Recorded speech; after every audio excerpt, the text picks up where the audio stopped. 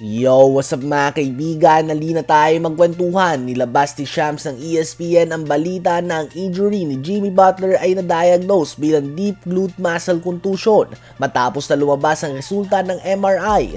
Ganun pa man, at least ay wala nga itong fracture o structural damage. So ito na nga ang best case scenario para kay Butler. Ganun pa man ay hindi nga maibig sabihin nito na hindi na siya makakapag-miss ng game. Questionable nga ang status niya sa ngayon at nakadepende ang lahat ng ito sa pain tolerance niya at sa response ng katawan niya sa treatment. Ayon kay Mark Spears ay pipilitin ni Jimmy Butler na maglaro sa Game 3 at gagawin niya ang lahat as long as alam niyang makakatulong siya sa team at hindi siya magiging liability sa loob ng court. Ang inspirasyon nga daw ni Butler ay ang kanyang max contract sa off-season na posibleng nakasalalay sa performance niya ngayong playoffs. Gusto nga daw talaga ni Butler na makuha ang max contract, kaya naman as long as kaya niya ay maglalaro siya sa Game 3. Malalaman lang nga natin kung maglalaro ba siya ay minutes bago magumpisa ang game. Nakadepende na din nga ito sa kakayahan niya na mag-warm up. Game time decision nga ito mga kaibigan. Sa palagay nyo ba ay dapat napilitin ni Jimmy Butler ang paglaro next game o dapat na ipagpahinga niya muna ito? Sa Game 3 naman ng OKC Thunder at ng Memphis Grizzlies ay tila ba nabaliktad na nga ang ihip ng hangin. First half pa lang ay tinatambakan na nga ang number 1 seed OKC ng halos isang buwan mga kaibigan. Umabot sa 29 points ang biggest lead ng Grizzlies at natapos ang first half na hawak nila ang 77-51 lead.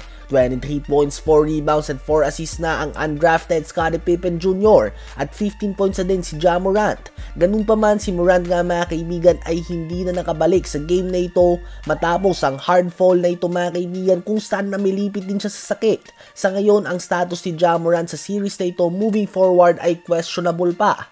Sa second half naman ay natunaw ang 29-point lead ng Memphis Grizzlies at nakuha pa nga ng OKC ang panalo dahilan kung bakit aabante na sila sa 3-0 lead. Big second half mula kay Chet Holmgren at Alex Caruso. Kay Ja Morant naman, hindi nga biro mga kaibigan ng hip injury, lalo na para sa mga guards, so maghihintay tayo ng update dito.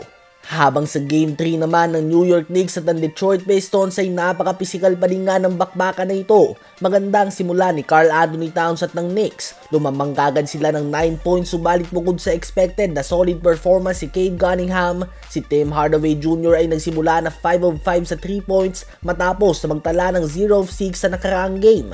At nag-ambag din nga ng 13 points sa tatlong 3 points off the bench si Dennis Schroeder. Kaya naman nakabawi sila. Ngunit tinapos nga ng Knicks ang last 5 minutes ng second quarter sa isang 23-6 run dahilan sa kanilang 66-53 halftime lead. Sa 66 points na yan ay 62 points nga nanggaling sa kanilang starting 5 sa pangunguna ng 18 points si OG Anunoby at 17 points si Karl Anthony Towns. Sa buong second half nga ay naghahabol lamang ang Detroit Pistons hanggang sa uli ay tuluyan ng nakuha ng New York Knicks ang panalo sa score na 118-116. 31 points, 8 rebounds and 8 assists si Karl Anthony Towns. 30 points, 7 rebounds and 9 assists si Jalen Bronson, 22 points si OG Anunoby at 20 points, 6 rebounds, 7 assists, 3 steals and 3 blocks si Mikal Bridges. Nabawi na nga ng New York Knicks ang home court advantage sa series na ito.